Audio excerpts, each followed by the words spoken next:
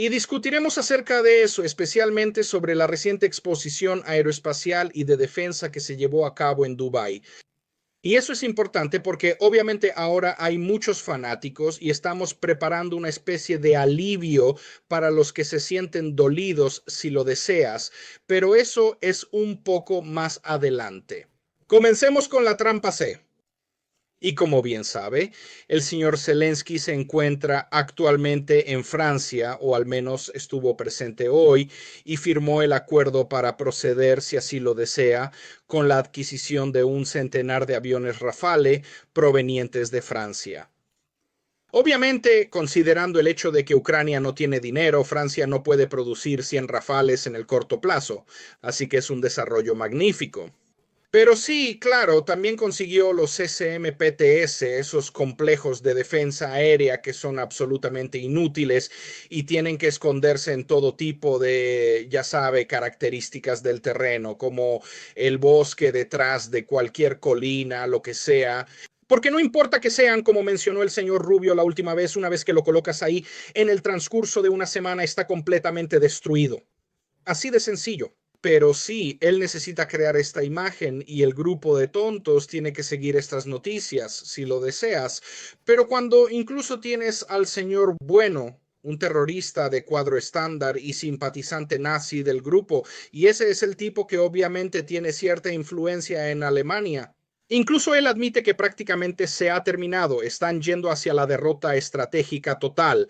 Bueno, tengo noticias para el señor Job Care, el hecho de que fue allí y se reunió con algunas otras personas como Matsersky, ya sabe, todos esos generales estadounidenses, no entienden qué es la información de combate, no entienden cómo desarrollarlo, no saben cómo procesarlo. Así que tengo noticias, la guerra fue ganada en 2023 de manera decisiva. Es solo que, como he dicho muchas veces, el montón de indeseables allí.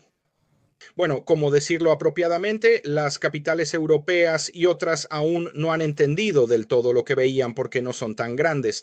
Hablaremos de esto y del señor Smith y, bueno, de su, ya sabe, Magnum Opus Estrategia, que resulta ser el trabajo estratégico más relevante e importante del siglo XX e incluso del XXI. Pero comencemos, como mencioné, con el resumen de la situación en la línea de combate o lo que tenemos a lo largo de esto casi. Algunos dicen que son de 1200 a 1500 kilómetros, una línea de frente enorme y aquí estamos. Así que comenzaremos con el recuento.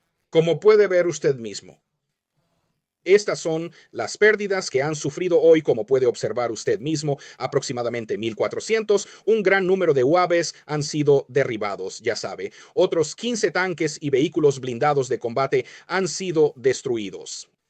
Y como fue ayer, ayer se contó en el recuento que había dos vehículos M270, que por supuesto son sistemas de lanzacohetes múltiples,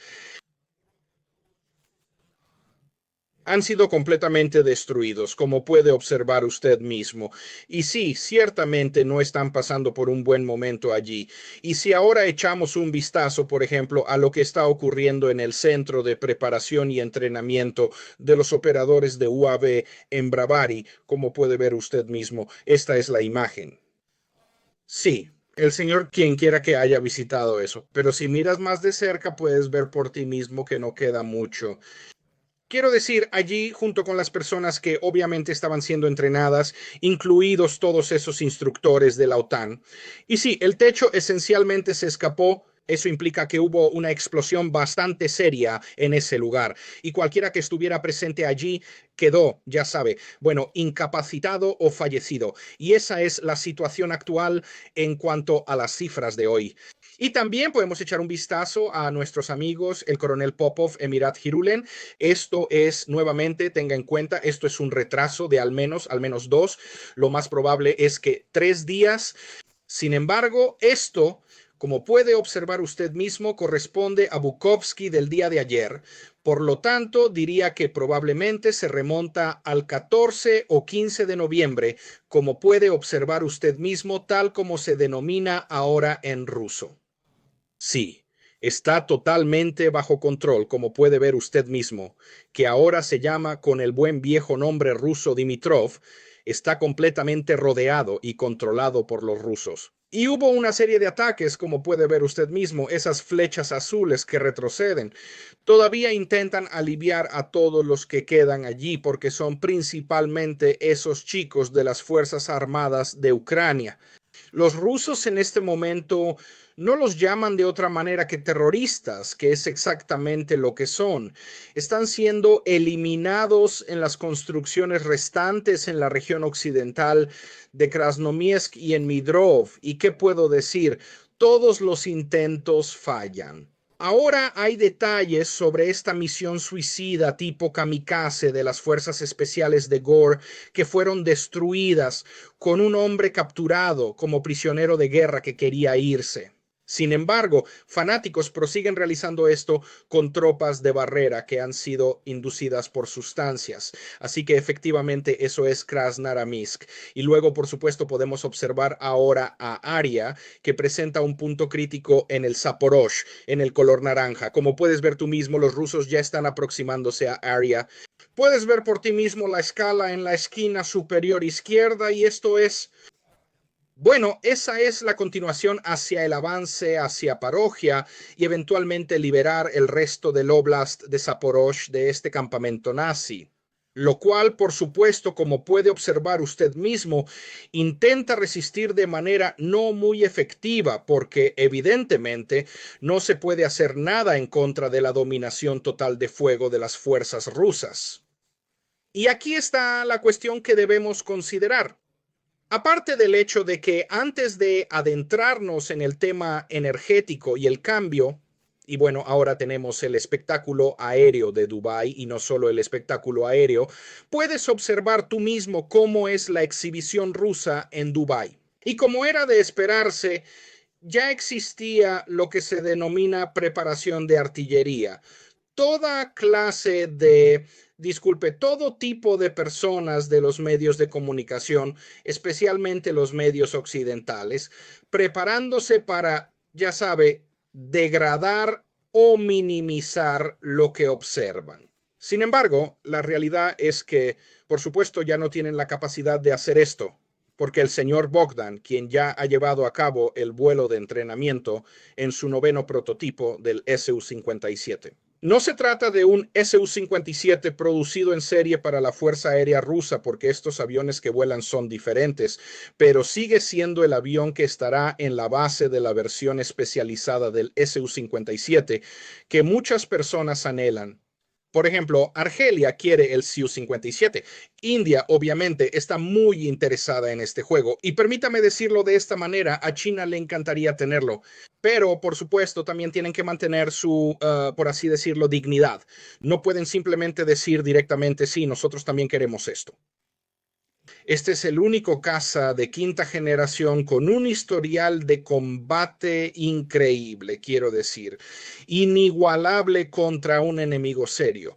Y esto es lo que les causa resentimiento en todo tipo de propaganda por parte de esos fanáticos que discuten todo tipo de cosas. Sin embargo, puede ver por sí mismo, disculpe, relacionado con el Su-57 y el resto del hardware ruso que ha demostrado ser básicamente inigualable, sin rival en combate real. Como puede ver usted mismo, los rusos presentan su primer Su-57 con el nuevo motor IL-51 de la segunda etapa.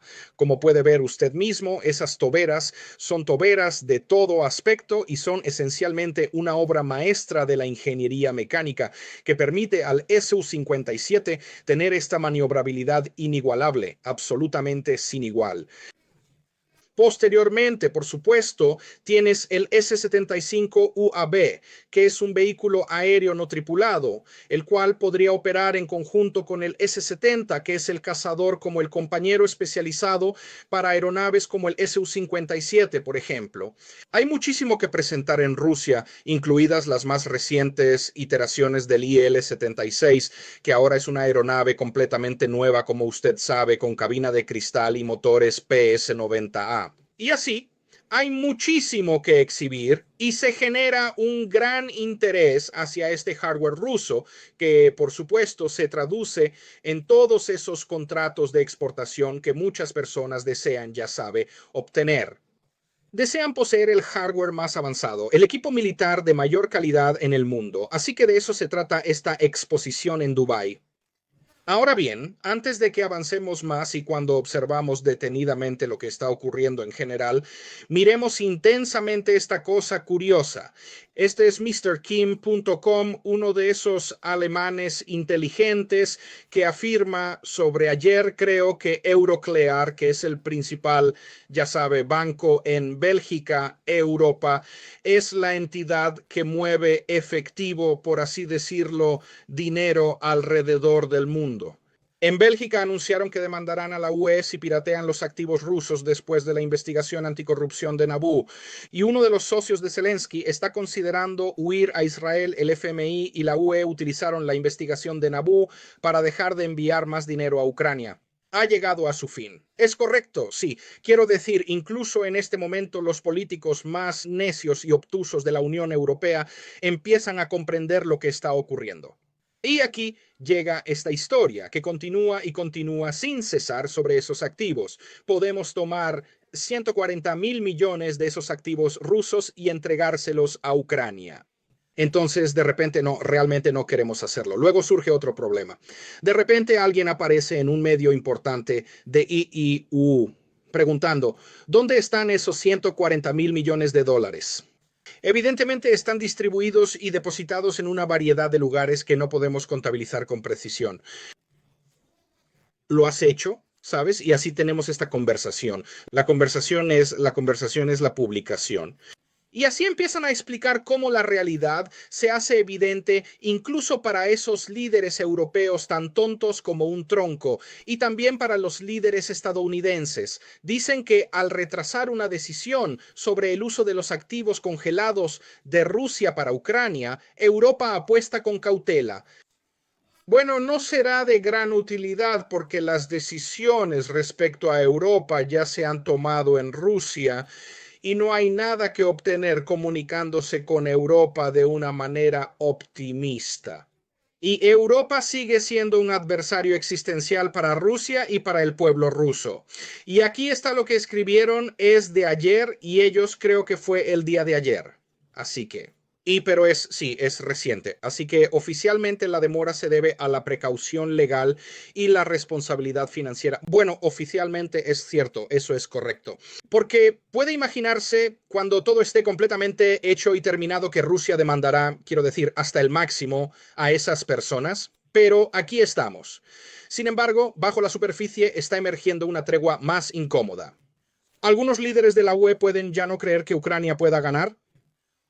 Primero, algunos líderes de la UE, permítanme decir que son completamente tontos, son unos necios, no entienden lo más mínimo sobre nada relacionado con el campo de batalla moderno o esencialmente. No comprenden la estrategia en lo absoluto. Y aquí surge este tema del que he estado hablando de manera constante y por eso, esencialmente, el título de este video es ¿Vale la pena reiterarlo? Repitamos algunas cosas y expliquemos por qué, por ejemplo, el Financial Times, sí, esto es del Reino Unido y en general los medios occidentales, los medios principales, los medios del establishment, un montón de criminales de guerra y ya sabes, los organismos unicelulares más bajos. Aquí estamos, el Financial Times plantea la pregunta, ¿puede algo detener el declive de la industria alemana? ¿El campeón de la manufactura de Europa está en caída libre? Los economistas están sugiriendo pasos críticos y radicales para salvar lo que queda. Tengo noticias para el Financial Times y tengo noticias para Alemania. No hay nada que se pueda hacer para detener el declive de la industria alemana. Y es una combinación de factores económicos, geopolíticos y militares.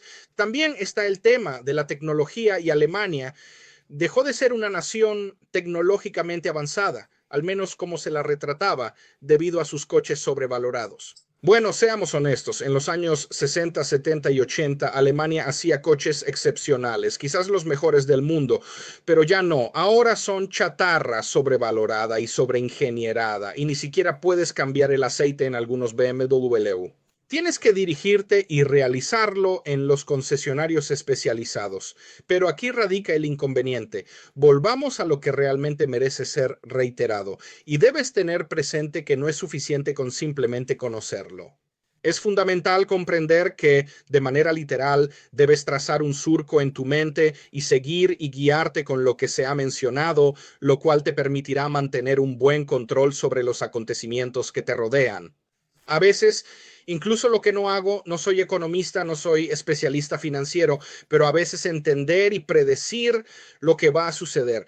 Por ejemplo, si tienes un poco de dinero ahorrado en algún lugar, eso te indicará qué no hacer, cómo invertir en todas esas burbujas.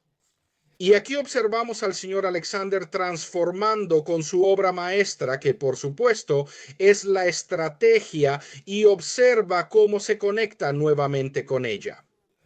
No solo se relaciona, se aplica directamente al conjunto. Bueno, básicamente las élites europeas y en general occidentales, esto es quienes son, o más bien esto es quienes no son. Prácticamente todos ellos, incluidos sus líderes militares. Aquí está la cita. El primer deber del arte de la política con respecto a la estrategia es formular el objetivo político de una guerra. Ninguno puede hacer eso. Todo objetivo debe coordinarse estrictamente con los recursos disponibles para lograrlo. Ningún político occidental entiende qué son los recursos y cómo están vinculados a los objetivos políticos. Ninguno. El hecho es que la mayoría de las personas en el Pentágono no tienen ninguna idea al respecto. Y así, el señor Swishing sigue diciendo que el objetivo político debe ajustarse a las capacidades bélicas propias. Para cumplir esto, un político debe entender bien las relaciones entre fuerzas amigas y hostiles, lo cual requiere un juicio maduro y profundo, además de conocimiento de la historia, política y estadísticas de ambos estados hostiles y cierta competencia en asuntos militares básicos. La declaración final del objetivo la harían los políticos tras un buen intercambio con la estrategia y debería ayudar no obstaculizar las decisiones estratégicas, como puede ver. Y esto es lo que Alexander Sveshen plasmó en su obra maestra sobre estrategia en el año 1927. Ningún político occidental logró cumplir ni remotamente, como decirlo, los criterios relevantes que Sveshen verdaderamente propone. Y como resultado tienes personas que sí, no son tontas y como resultado no saben lo que es la estrategia. La mayoría de esos estrategas en el mundo occidental, incluidos aquellos que enseñan, por ejemplo, en todas esas academias militares de o que enseñan incluso en los colegios de Estado Mayor, no son estrategas. Básicamente son confabuladores de la historia militar y la mayoría de ellos son personas con títulos en humanidades que no entienden lo más mínimo sobre el modelado moderno del combate y cómo esto afecta la gran estrategia y cómo las grandes estrategias se basan en todo esto que llamamos guerra. Y Svechin advirtió sobre esta cuestión, que debes contar con una élite política que tenga la capacidad de llevar a cabo esto. No está presente en Occidente, no existe. Punto final, no existen. Como ya he afirmado muchas veces, en la cúpula militar son incompetentes, poco profesionales y mal educados. De ahí el resultado. Y cuando discutimos y nos adentramos en la obra maestra de Sveken, puedes percibir de qué está tratando. Políticos verdaderamente responsables. ¿Contamos con políticos realmente responsables en toda la Unión Europea? No, no existen, salvo el señor Orbán o el señor Fico. Fuera de ellos no hay políticos responsables. Él menciona que los políticos responsables deben conocer la estrategia, no solo el alto mando militar debe estudiarla. Un estratega que emite directrices al escalón, que son los líderes directos de las operaciones, debe tener una idea clara de los límites que son factibles para el arte operacional con los recursos disponibles y tener un ojo táctico agudo para que sus fuerzas operen bajo las condiciones más favorables posibles. Como se ha dicho, y lo repetiré de nuevo, y por eso se dice que vale la pena repetirlo, ninguno de ellos existe, señor Trump. No tiene ni idea de nada militar. Miras a Macron, por Dios, el tipo es un cajero, un chico del banco. No tiene una comprensión clara de qué es esto. Esas personas que los poseen en el continente europeo, por ejemplo, y en los Estados Unidos, como Rochelle, Ya sabe, todas esas familias de esa organización global no tienen ni la más mínima idea de con qué están tratando. Simplemente no tienen comprensión del mundo moderno, porque no solo se necesita tener conocimientos financieros, que en realidad son fáciles de obtener, sino que también se debe ser un ingeniero militar de nivel muy avanzado para entender que al final es el equilibrio de poder, es la correlación de fuerzas y medios lo que impulsa la geopolítica moderna. Esas personas no tienen ni idea y como resultado se equivocaron. He dejado constancia muchas veces en todos mis videos durante los últimos 3 años y medio, reiterando constantemente este punto. No solo juzgaron mal, crearon un mundo que es un universo alternativo, que no existe a su alrededor. Así que cuando preguntamos sobre Alemania, cuando preguntamos sobre la Unión Europea, ¿qué pasa allí? ¿Por qué? ¿Qué pasa allí? Básicamente se están agotando, están girando en el desagüe económico. Bueno, la razón es bastante sencilla, porque el dinero es simplemente un bloque, pero necesitas tener las venas, necesitas tener los huesos de carne, que son las economías industriales que realmente tienen que operar produciendo algo que sea tangible. Y cuando preguntan qué está pasando con Alemania, nada. Todo fue predicho, todo fue anticipado hace mucho tiempo. Puedo darte la fecha 2008, el inicio de la crisis financiera, pero fue antes de eso. Cuando Alemania, junto con otros países europeos, intentan en este momento corregirlo, es demasiado tarde, no podrán lograrlo. Ellos, bueno, esencialmente ignoraron de lo que yo estaba hablando durante muchos años. Y aquí lo tenemos. Vamos a examinar con detenimiento, por ejemplo, la producción de electricidad. Estos son los datos de energía, lo que se llama per cápita. Bueno, per cápita, como puede ver usted mismo, los países más avanzados del mundo producen, como puede ver, Estados Unidos, obviamente no hay duda, que 12.7 kilovatios, luego kilovatios hora, Rusia 8.3, el más alto es Canadá, especialmente porque Canadá tiene vastos recursos hidroeléctricos. China se queda un poco rezagada. Sin embargo, en su mayoría está bastante bien, con la excepción evidente de Arabia Saudita, que genera la energía necesaria para subsistir en el desierto, pero el resto de Europa está. Si observas detenidamente la respuesta, verás que es, bueno, es, tiende a disminuir y no es. Y de hecho, la Unión Europea no está ni siquiera cerca en términos de producción per cápita de electricidad. Y esto es únicamente electricidad. Sin embargo, debemos observar la producción total de energía, que por supuesto se mide en millones de toneladas equivalentes de petróleo. Y como puedes observar por ti mismo, esto es 23, creo yo, pero observa con detenimiento. Sí, ¿puedes distinguir algún país como Alemania o Francia o algo similar en esa lista? No, tenemos a China, que es por supuesto un líder del mundo industrial. Tenemos a Estados Unidos y Rusia e India va rezagada a pesar de tener 10 veces la población de Rusia. Entonces, estos son los tres principales productores de energía. Y eso es lo que define, lamento decir esto, eso es lo que define al final que cuando agregas otros factores como la industria, la ciencia, la educación, el desarrollo del capital humano, lo que realmente define el desarrollo en esos países que permanecen en la liga de las superpotencias, si lo deseas. Y la cuestión aquí es, ¿va a cambiar? No, simplemente se desarrollará aún más cuanto más energía produzcas y mejor te posiciones como una superpotencia.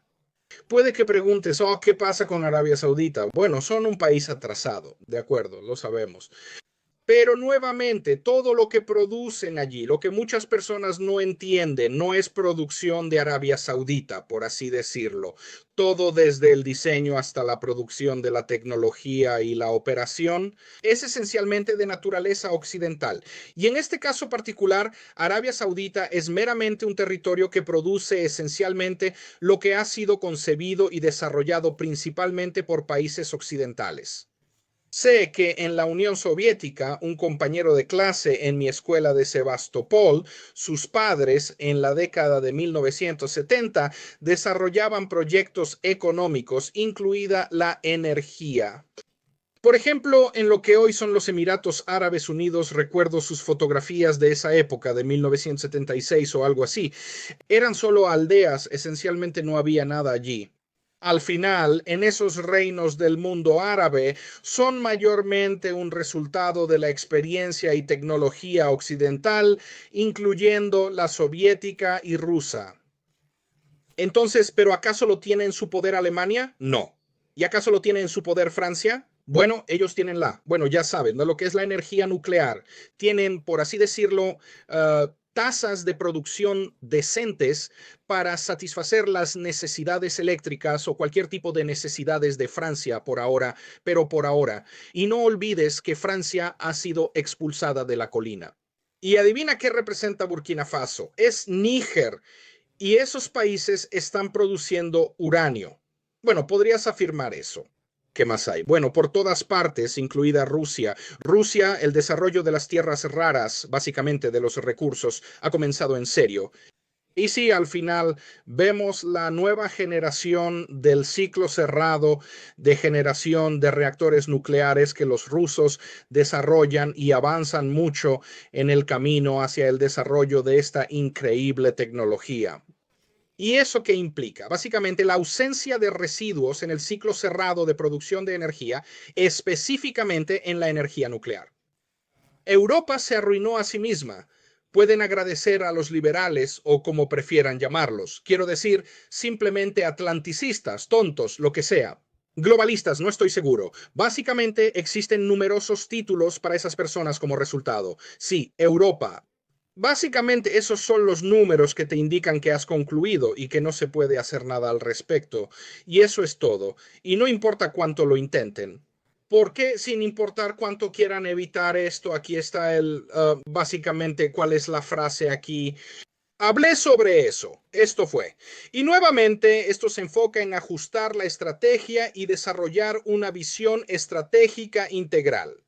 Aquí está el señor Novak. Hace meses, exactamente hace meses, bueno, meses y 2 días, es el 15 de octubre de este año.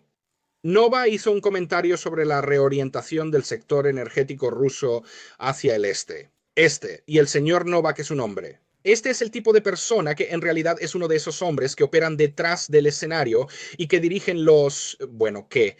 Una de esas personas que gestionan los mercados energéticos. Y así aquí tenemos que la reorientación del sector energético ruso hacia el este no es un paso forzado. Léalo atentamente. No es un cuarto paso, sino una estrategia. Los centros de crecimiento económico están en Asia hoy. El viceprimer ministro ruso, Alexander Novak, mencionó en la Semana de la Energía de Rusia sobre la reorientación de Rusia hacia el este. Diría que no es solo el cuarto paso para hoy, sino la estrategia de Rusia, incluida la definida por el presidente hace tiempo. Puedo confirmarlo, ha estado ocurriendo durante al menos los últimos 10 años. Somos muy conscientes de que los centros de crecimiento económico hoy en día son los países de Asia, dijo Novak. Y esto es él. Bueno, cuando los rusos dicen eso, que sí, Europa básicamente no está interesada, no es interesante, ya sabes, en términos de los mercados. Además, Estados Unidos quiere. Y ellos, ya sabes, una de las pocas cosas en las que Trump pudo haber tenido éxito es básicamente en eliminar la energía rusa del mercado europeo. Rusia dijo, está bien, nos vamos al este.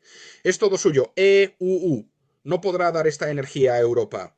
Y aún así, puede que sea al menos un 40% más costoso. Algunas personas afirman que en realidad es 3 veces más caro que lo que los rusos han estado suministrando a Europa. Bueno, quiero decir, qué pena, ¿sabes? Y Alemania, como correctamente fue señalado por el ministro de Economía hace no menos de 2 semanas, perdió su periodo de competitividad. Y esto no se refiere únicamente a Alemania, se aplica de manera equitativa a cada nación europea.